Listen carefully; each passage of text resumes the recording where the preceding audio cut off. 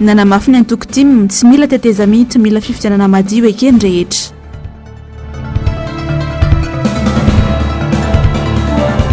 Lalana ratsy lafo ny fikarakarana taratasy vidy mpianana miakatra tsy maintsy akatra 700 ariary ny saran-dalana hoy UCTU.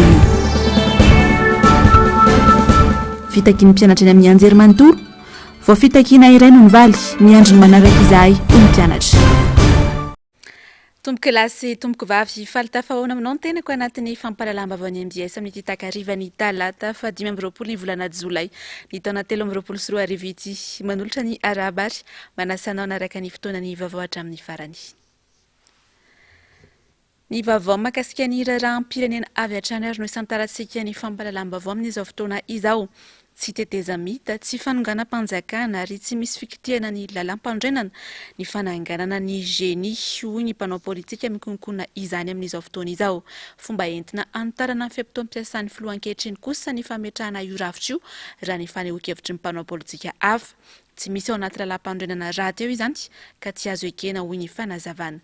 Fanadiadiny ny zavandrima efa sy tahiry aina. Mbola mijanona ho resaka ambony latabatra lohatreto ilay fananganana governemanta isahana manokana ny fifidianana eto amin'ny firenena na ny zeni izay konokonon'ireo antoko sy mpanao politika sasany eto amin'ny firenena. Fifidianana madio sy mangarahara no tanjona amin'ny fametrahana io ravitra io hoy ny fanazavana. Tsy fanonganam-panjakana akory ny zeni, tsy teteza mita ny zeni fa ny constitution zao no ampiasaina ary ny rafitra republikana rehetrarehetra zao tsisy rava manomboka any amin'ny filohan'ny republika ka hatrany amin'ny lehiben'ny ina moa zany ny maire sy ny conseil communaux sy municipaux tsisy voakitika ny olo voafidy rehetra noho zany tsy manova lalam-panorenana. Tsy misy ao anaty lalam-panorenana izany fananganana governemanta manokana isahana ny fifidianana izany ho kosa ny mpanao politika sasany. Tapitra amin'ny volana janvier zao ny mandat ny Andriamatoa Andrinirina Rajoelina ao anatin'ny lalam-panorenana tsy miteny mihitsy hoe azo toizana makarin-dray io. Lalam-panorenana dia milaza fotsiny hoe raha irotsaka ho fidina ny filohan'ny republika perinasa dia mametra pelana izy enimpolo andro mialohan'ny datim-pifidianana. Dia ny filohan'ny senany mandimby azy eo izay ihany anaty lalam-panorenana tsy miresaka ny anaty lalam-panorenana hoe andana manao gouvernement d'entente nationale sy nanana fa tsy miteny an'izany izy fa zay ny lazainy dia amiko zany dia tsotra efa niteny raha teo ny gouvernement fa atao amin'ny volana novembre ny fifidianana dia fifidianana zany no atao fa ny point anankiray teny hitako tsy mety anatin'io dia mbola ny fametrahana an'Andriamatoa Andrinirina Rajoelina ho filoham-pirenena ihany, filohan'ny republika ihany ary manendry ny prime ministre. Amiantso ny olom-pirenena rehetra tsy hankanavaka ho mailo sy anara-maso akaiky ny fizotry ny fifidianana moa ity mpanao politika ity fa indrindra raha tena voasoratra marina ao anaty lisy mpifidianana na tsy. Araka izany dia tsy mitaky ny teteza mita ny antoko-tiky Madagasikara fa mitaky kosa ny sy ny fifidianana madio mangarahara sy ekeny rehetra. Raha ny makasika ny lisy mpifidianana kosa indray izay nahitana fiainany ho an'ny teto Antananarivo dia nanambara ny sekretera jeneraly ny antoko-tiky Madagasikara Rina Randriamasinoro fa tokony hisy ny fifampiresahana eo amin'ny seni sy ny antoko politika ahafahana mampiditra ireo olona tsy voasoratra anaty lisy mpifidianana ireo indray. Asinandriamalala, Andry Rakotomalala. Tsy misy afa-tsy ny fifidianana madio mangarahara ary ekeny rehetra amin'ny androny voalazan'ny lalàna io ihany no takiany antoko tim hatramin'izay ary mbola namafisy ny sekretera jeneraly ny antoko tim izany androany. Manamafy fa ny antoko tiky Madagasikara dia mitaky ny sina fifidianana madio fanajana ny lalam-panorenana.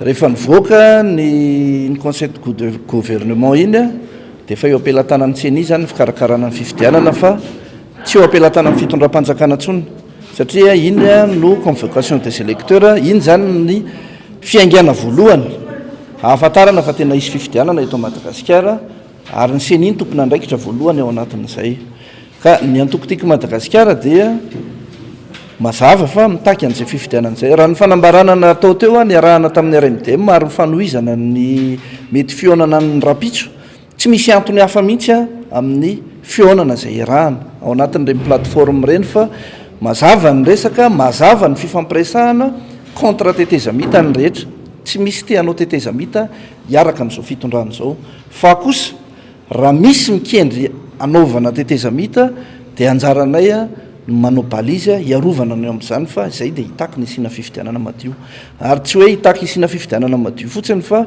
tena anao a zay andrainy fipetra rehetra mba hisiny izay fifidianana izay fa tsy ho mpanaratra ny rano akory ratsaivina dia ny ena ho raika amby 540 sy roetsy ny isam-pifidy eto Antananarivo. Mbola azo atao tsara ny manokatra ny lisy mpifidianana ka ahafana mampiditra ireo olona tsy mbola voasoratra anarana ao anatin'ny lisitry mifidy saingy miankina amin'ny tenerana andrehetra izany hoy sekretera jeneraly ny Antokotime. Mbola voafaritsy ny lalàna ngeny ny fanaovana ny inscription d'office raha ohatra ka nahititsika hoe 7 millions ohatra teto Antananarivo renivohitra ka 6 millions izy amin'izao ka jereny reo 1 million de différence reo azo atao manao inscription d'office rehefa hifanarahany rehetra zany hoe irositsika amin'nanaovana inscription d'office mba ialana hoe misy olo-pirenena zay tsy taitra ary misy olo-pirenena te hifidy amin'ny ora farany nefa tsy tafiditra ao anaty lisy mpifidianana dikan'izany le azo fampiresahany zany rehetrarehetra zany azo hitondrana vahaolana zany rehefa ohatra manana volonté ny rehetra iroso amin'izay. Ankehitriny dia manomboka miverina ambola tabatra indray ny fananganana ny tetezamita. Ny Antime dia mazava ary namafisiny sekretera jeneraly ny Antoko fa fifidianana madio mangarahara ihany no tanjona tokana kendreny ny Antoko. Eo amin'izay pejy ny politika izay hatrany ary dia raha ampitso alarobia no fiaonam-be ny Antoko mpanohitra eny amin'ny espace de raha tsy adana. Ny RMDM moa no tompon'ny fanasana saingy tsy manavaka ny antoko politika rehetra ho avy anatrika izay fivirimbe izay raha ampitso. Asinandria Malala, Andrakoto Malalatrany. Ikando ikaroka fomba azahoana fifidianana madio sekeny rehetra ny antoko politika rehetra izay ho tonga etsy amin'ny espace de raha rampitso alarobia raha nambara ny rodobe mpanohitra ho an'ny demokrasia eto Madagasikara na ny RMDM androany. Ikaroka vahaolana mba azahoana fifidianana madio mangarahara ary ekeny rehetra ny tena antony ity fiaonana ity. Iatsona ny rehetra indrindra fa ny mpanao politika rehetra mba ho tonga rapitso amin'ny folo ao amin'ny espace dera ho toy ny lay fivirina zay nataotsika teny Andraharo zay atsonatsika rehetra fa misy olona tiako atsona manokana eto amin'ity androany ity ireo candidat tamin'ny 2024 dia iangaviana Antanandroa retompoko mba ho tonga ianareo raha iamandreny ty fireneny ity amin'ny rapitso na ianareo koa zay candidat mieritreritra hirotsaka amin'ity taona 2024 ity koa dia asaina ianareo ny foto-kevitra hijoroany ity vondrona ty dia mazava ny famerenana ny tany tandalana sy fanajana ny lalam-panorena ary ny lalana velona misy eto amin'ity fireneny ity ka mba hananatsika fifidianana madio mangarahara ekeo rehetra tsy ho latsaka avy any an-danitra nefa izany rehetrarehetra zany fa tsika mifampiresaka tsika mifamarafara tsika mifanohevitra no azotsika zany. Tsy mpanao politika irery no antsony RMDM ho avy anotrina ity antsony ity fa antsony avokoa na ny sindika sy ireo rehetra mahatsiaro tena ho ty tandrazana raha ny antso nataon'izy ireo androany. Ny vaovao mikasika ny sayatry ny fifidianana izay hatrany ary dia manana fahefana ampiato ny vola amin'ny opampana tsy mazava miditra amin'ny banky eto Madagasikara ny samifiny na ihany koa ny sampandraraha malagasy hiadina amin'ny famotsim-bola sy ny famantsim-bola ny fampiororoana hoy nambarany tale jeneraly mpitantana ity sampandraraha ity. Mamtina Rajon Arsan fiara-miasa eo amin'ny banky misy eto Madagasikara no ahafahana mamantatra ny fisian'ny vola ansokosoko na ahihina miditra eto amintsika. Tranga atahorana ny fampiasam-bola tsy fantampiaviana rehefa fotoana ny fifidianana tahaka izao. Avitra Solindray be sy Mathieu Prince. Vola tapitrisan'ny maro no miodina rehefa fotoam-pifidianana eto amintsika. Maro amin'izy ireny no tsy fantatra mazava ny fiaviany. Mety ho endrika famotsim-bola sy fampiasam-bola amin'ny endriny tsy manara-dalàna ka mitaky tombotsoa manokana. Misy ny komisiona izay tokony hanaovan'ny kandidat tatitra rehetra amin'ny vola ampiasainy fa tsy tonga atsasaka ireo kandidat amin'ny 2024 akory no nanao izay tatitra izay. antony mahatonga ny adevitra ny tsy visian'ny sazo an'ireo kandida tsy manao izany ka mahatonga ny resaka amin'ny tokony sy ny famirana ny vola ampiasaina mandritra ny fifidianana. Maro amin'ireo famatsim-bola no avy any ivelany, antony ijoroan'ny samifinina ny miady amin'ny trangan-javatra tahaka izany. Misy ny fiarah-miasa amin'ireo banky eto toerana amin'ny fampahafantarana ity sampandraraha ity rehefa misy famatsim-bola mampiahiahy. Raha misy zany vola maloto ho fotsiana ao anatina fifidianana zay matetika aloha tsy de zany loatra mitranga satria ao anaty fifidianana fandanina ny tena atao ao fa tsy famotsiana hoe ahodinao de ho averina any aminao azonareo.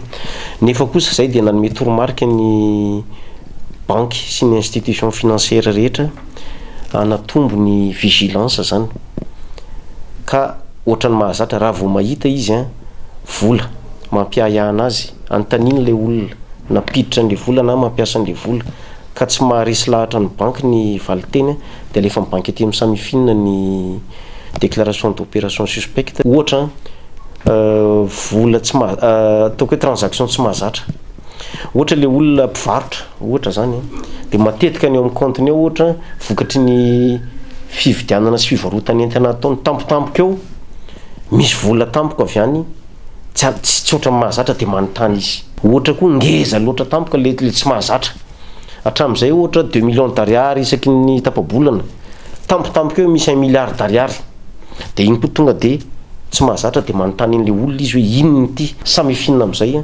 manadiady inona mariny de raha vao tsy ara-dalàna io mazava ho azy alefa ny samy finina eny amin'ny pôle anti-corruption na alefa eny amin'ny direction générale ny impôt raha ohatra ka resaka impôt sy ny sisa. Raha misy kosa nitrangana fampidiram-bola miopampana izay tsy azona valiny mahafapo dia manana fahefana feno ny samifinina amin'ny fampiatonany fikitiana azy anaty fotoana fohy.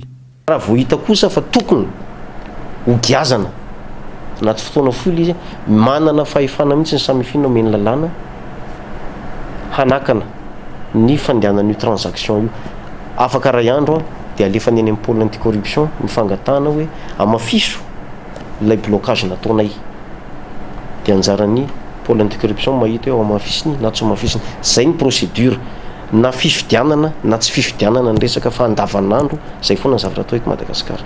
Resaka mampametra-panontaniana ny rehetra ary tsy mbola hitam-baliny hatramin'izao ihany koa ny momba ny fitrandrahana volamena rehefa katoko ny fifidianana tahaka izao tokoa dia misokatra ny lalam-barotra sy ny fitrandrahana azy ity ny volamena izay ananantsika betsaka ary nanaovana tantely hafa-drakitra nandritra ny folo taona farany teo.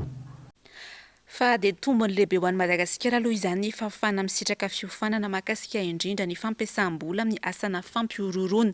Tsy atahorana isitrangana fampiororoana eto Madagasikara fa kosa firenena tena mety ahahina amin'ny fandalovan'ny mpampiororo ka antony mahazava-dehibe ny fanamafisana ny traikefa hoy nambaran'ny Taleny Samifinina androany.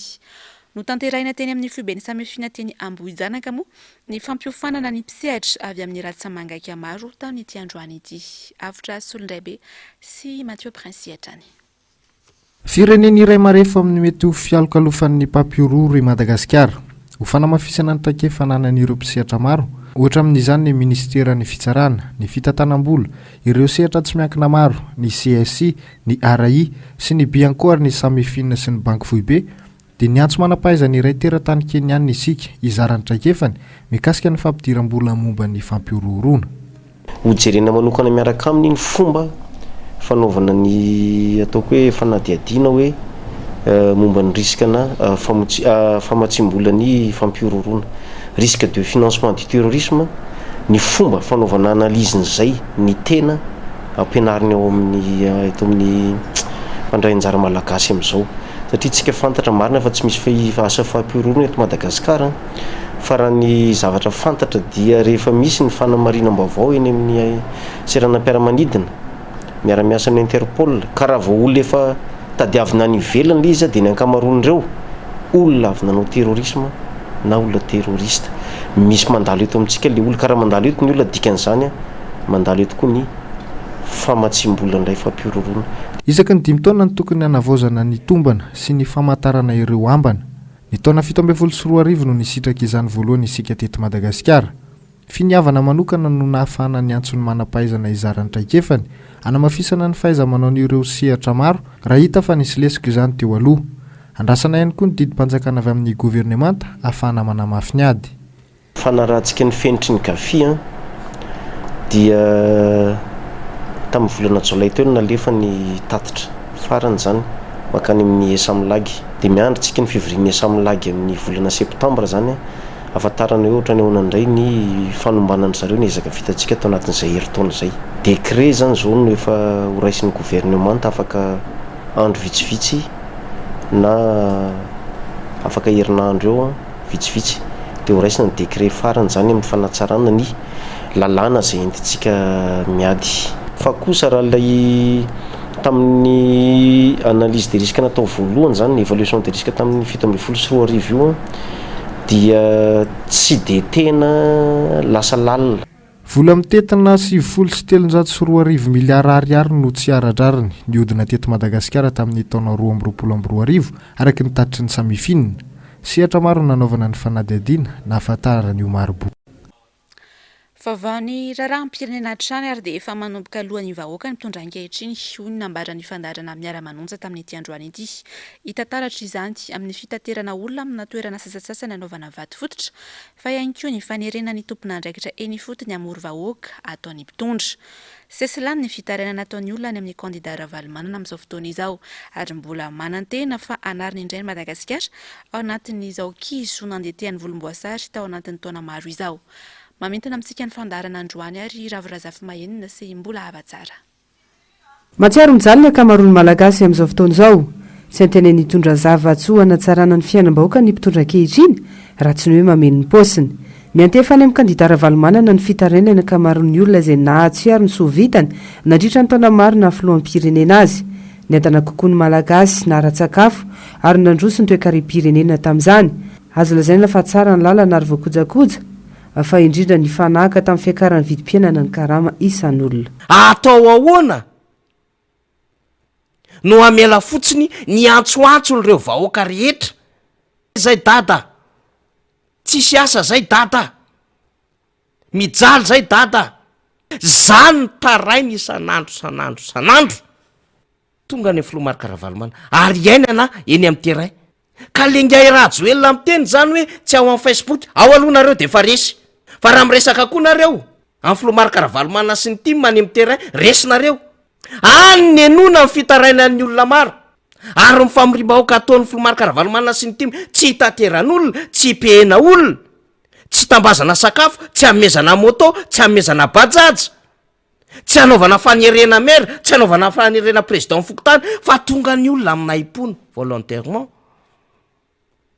dia anaporofona any amin'ny terrain fa tsy any aminareo ny olona. Fanjakana ray manontolo no aheltsikareo rehefa ho any amina commune kely anankiray ianareo. Satria mahafantatra nareo pertinemment fa tsy mahazaka olona tsony ary efa alohan'ny vahoaka. Manana fanantenana betsaka amin'ny filomarika Ravalomanana vahoaka malagasy. Ahoana ireny enan'izany verenanao data. Mifanohitra amin'izay kosa ny fitondrana volomboasary. Lasa manakarama olona rehefa hanao zavatra izay mbola fampanantenana fotsiny ihany. Miny mamotika ny sehatra efa nazo toerana ary mbola manabady ny malagasy. Ianareo nampahatra ny vahoaka malagasy, ianareo azo lazaina fa nanodikody-mbola mpanjakana, ianareo manao skandaly isan'andro. Ianareo namotika ny orinasa mpanjakana. Ianareo afa baraka sy manala baraka Madagasikara eo amin'ny sehatra iraisam-pirenena. Ianareo nampitondra faisana fantrana hatrany ambanivolo rehetrarehetra any, zao amintsika miteny zao manjaka andray ny alitra zaza varira. Mbola ny Belosirtsirbiana andray ny vaovao raiko. Taiza tamin'ny fitondrana iza nisy an'izany alatra zaza varira zany, kidnapping, isan'andro ianao tsy maintsy mahita video recherche. Dia ianareo ve nampitondra fahoriana, nampitondra faisana ary plus ou moins mihitsy aza. Nanao tantely afa-drakotra ny harem-pirenena rehetrarehetra ary tsy nizaran'izany ho an'ny malagasy fa mizara karatra amin'izany ho an'ny vahiny sy ireo ny rangorango lendalenda ho an'ity Madagasikara ity, ny tsiriritra n'ity Madagasikara ity. Dia ianareo zany résultat anareo dia mieritreritra ianareo fa mbola ity malagasy avery malagasy amin'ny fitondrana. Tsia. Ka nahamorona faritra fa 520 ary nareo. Nahamorona faritra fa 420, faritra fa 720, faritra fa 820, faritra fa 720, même faritra fa 30. Tsy ho afaka ao tsain'ny olona tompoko ny vanille verte 1 million FMZ ny kilo maitso no 15 000 francs 3 arivo ariary amin'izao fotoana izao. Ny vaovao mikasika ny fitaterana kosa indray ary dia tsy maintsy isy ny fampiakarana ny sarandalana ho an'ny fitateram-bahoaka eto Andrenivohitra mivondrona ao anatin'ny UCTU raha nambaran'izy ireo tamin'ity androany ity. Noho ny fidangany vidim-piainana sy ny aratsin-dalana ary ny alafon'ny fikarakarana ny taratasy ny fiara moa no antony tsy maintsy ampiakarana izay sarandalana izay araka ny fanadiadiany Asinandriamalala sy Andrakotomalala. Iakatra valonjato ariary ny sarandalana ho an'ny fitateram-bahoaka eto Andrenivohitra mivondrona ao anatin'ny UCTU manomboka amin'ny voalohan'ny volana Aogositra 2024 raha nambaran'izy ireo tamin'ny mpanao gazety androany. Efa tapaka nandritra ny fivoriana ny arahana tamin'ny filohana kooperativa tamin'ny 13 Jolay ity sarandalana valonjato ariary ity raha ny fanazavana. Valonjato ariary ny tapaka teto. Ahitso valonjato ariary. Dia confirmena fotsiny satria misy adidy sandraikitra ny antsoroan'ny tenanay dia ny levaino confirmé tena maliko moa izy vao tena tamtamma be tamin'ny ena aman-jery. 70 ireo filohana kooperativa mivondrona ao anatin'ny UCTU ary samy nanaiky ny ampiakarana ity sarandalana ho valonjato ariary ity avokoa ireo kooperativa 70 ireo. Na izany aza mbola vonina ny fampiresaka amin'ny ambaratonga pahefana isan-tsokajiny ireo mpitatitra raha ny fanazavana trany.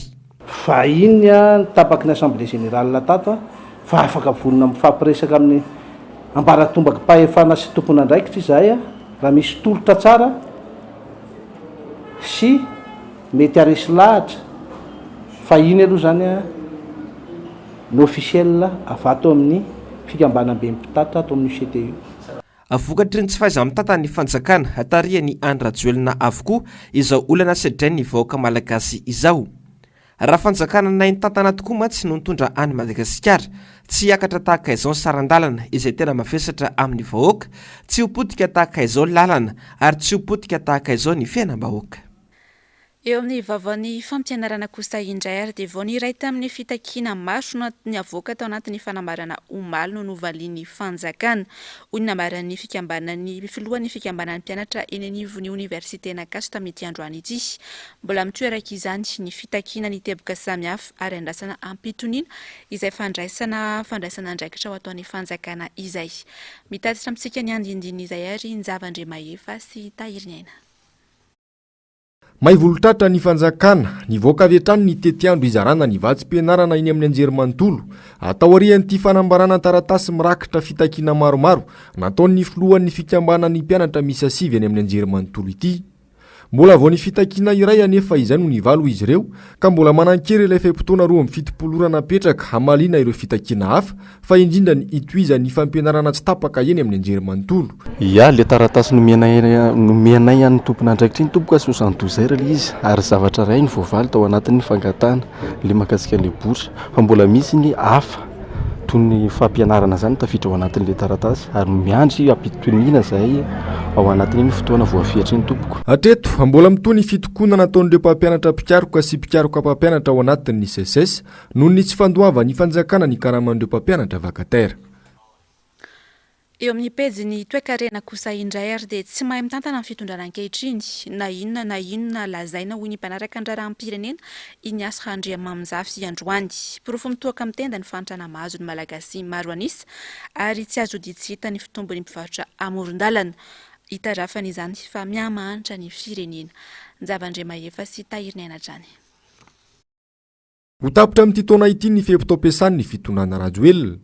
5 taona nampahantrana ny vahoaka malagasy, 5 taona nampikorosoafana ny toe-karena i Madagasikara, ary 5 taona namotehana sy ampiariana maro asy orinasa mpanjakana samihafa, raha tsy ilaza fa tsy ny orinasa Jirama, ny Knaps, ny Hermad sy ny sisa. Be ireo tsy anasa ary mirongatra izay tsy izy ny trangana tsy fandripalemana eto Madagasikara. Avokatry ny tsy faiza mitantana avokoa izany rehetra izany ho ny mpanaraka raharaham-pirenena. Raha mitantana toe-karena izy tsy ohatra zao misy Madagasikara tsy didrany any farany mahantra zany tsika zay fotsiny de filazana azy hoe miamahantra ilay firenena tsy mahay mitantana zany no midikany ny tahany fantrana nge de resaka toe-karena raha ohatra ka mahay mitantana ny firenena raha eto tamin'ny fotsiny ianao mijery tena mampalahelo nge ny sindalana rehetrarehetra feno mpivarotra tsy otrany amoron-dalana ny fivarotan'ny olona mameno sindalana de midikany iny mitombony mahantra ary be de be ny tsy anasa de reny atao métier de survivre zany hoe tsy mahita zavatra atao velomana tsony zany ny olona raha tsy mivarobarotra zavatra kely sisany de mahantra ny dikany iny.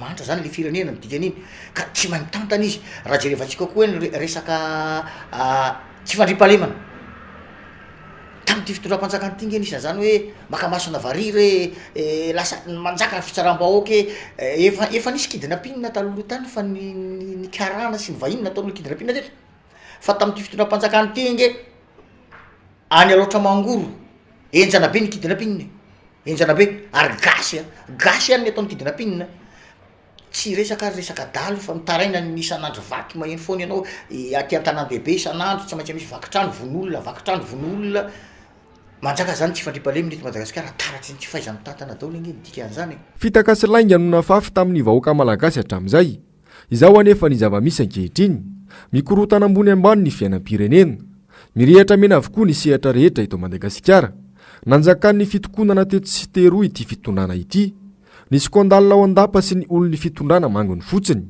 mbola tsy nisy tao anatin'ny 10 taona ho ny fitenenana izay.